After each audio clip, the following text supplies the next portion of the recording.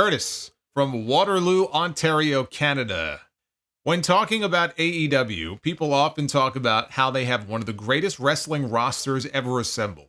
In your opinion, where does the current AEW roster rank in terms of all-time greats? I would say based off of an in-ring talent, you could argue that they would rank number one all-time.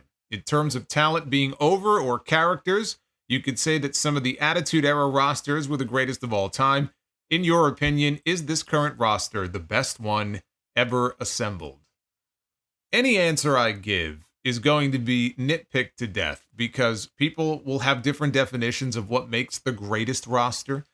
If we are going to go purely based off of in-ring talent and banger matches, I can't argue against a roster with Bryan Danielson, Will Ospreay, Okada, Kenny Omega, Christian Cage, Jay White, Takeshita, MJF, Samoa Joe, Swerve, Hangman, FTR. I mean, that's not even everybody. You can throw in a lot of the lucha talent because that's what separated WCW from WWE in the late 90s and made Nitro stand out. They had a great balance of young talent working that lucha style. They had Japanese talent, they had Mexican talent, fast-paced matches, big spots, and then they had the big stars also. So in ring, absolutely, I would put the AEW roster against any other roster. I think that's fair. Does AEW have the overall best roster of all time? No, it doesn't. So what does?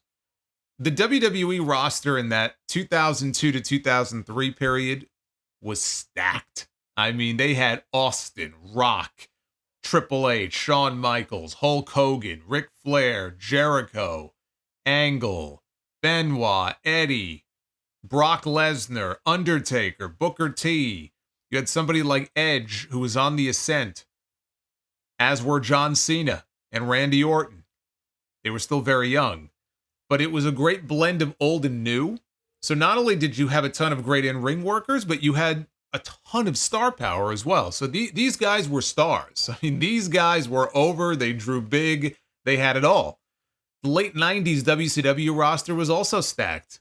AEW right now does not have anybody as white hot as Goldberg or Sting were back in the day at their peaks in WCW. Not even close. Not even close. The closest thing would have been CM Punk. So then you say, well, what about mid to late 80s NWA? I mean, how could I not consider that roster? Late 80s WWF, you had Hulk Hogan and the Macho Man and Jake the Snake and the $1 Million Man and Mr. Perfect and Rick Rude and Demolition and the Hart Foundation and the British Bulldogs. I mean, there's a reason they call it the Golden Era. So many stars that were over. But if I had to pick just one, I'm going to go with that post-invasion period WWE roster. I think that 2002-2003 roster, I put that at the very top of the list. That roster was ridiculously stacked with stars. Because I don't care personally, it's not just about work rate with me. I mean, you want to put together a roster of just great technical wrestlers, I mean, go ahead and do that. But to me, the ultimate roster that I'm putting together, it's not just guys that, they can work a 5-star match. I mean, okay, that's great.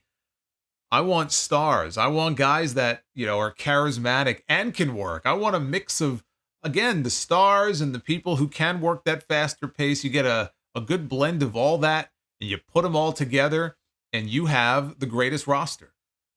And that roster, that post-invasion period roster, I look out there at what's, in wrestling now and what's been in wrestling before that. A lot of great rosters. None of them that, in my opinion, come close to being as strong as that one.